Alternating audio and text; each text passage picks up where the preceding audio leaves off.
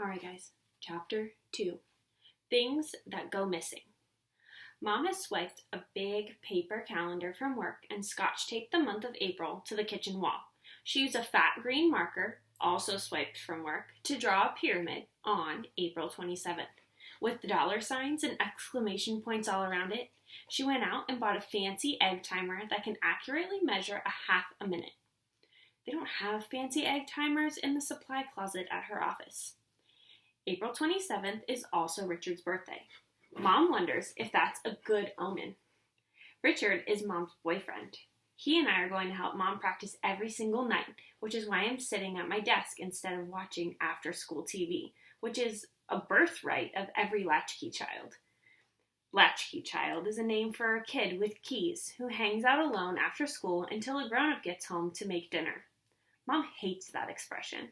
She says it reminds her of dungeons and must have been invented by someone strict and awful with an unlimited childcare budget. Probably some German, she says, glaring at Richard, who is German, but not strict or awful. It's possible. In Germany, Richard says, I would be one of the Schlüsselkinder, which means key children. You're lucky, he tells me. Keys are powerful. Some of us have to come knocking. It's true that he doesn't have a key. Well, he has a key to his apartment, but not to ours. Richard looks the way I picture guys on sailboats, tall, blonde, and very tucked in, even on weekends. Or maybe I picture guys on sailboats that way because Richard loves to sail.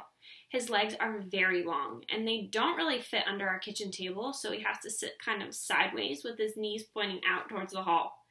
He looks especially big next to Mom, who's short and so tiny that she has to buy her belts in the kids' department and makes an extra hole in her watch band so it won't fall off her arm.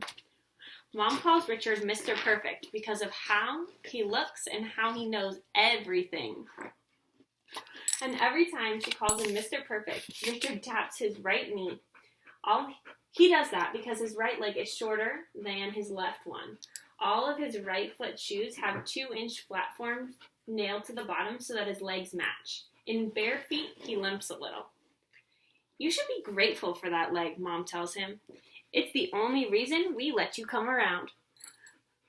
Richard has been coming around for almost 2 years now. We have exactly 21 days to get Mom ready for the game show. So instead of watching television, I'm copying words for her to practice session tonight. I write each word on one of the white index cards Mom swiped from work. When I have 7 words, I bind the cards together with a rubber band she also swiped from work. I hear Mom's key in the door and flip over my word pile so she can't peek. Miranda! She clomps down the hall. She's on a clog kick lately and sticks her head in my room. Are you starving? I thought we'd hold dinner for Richard. I can wait. The truth is, I've just eaten an entire bag of Chews Doodles.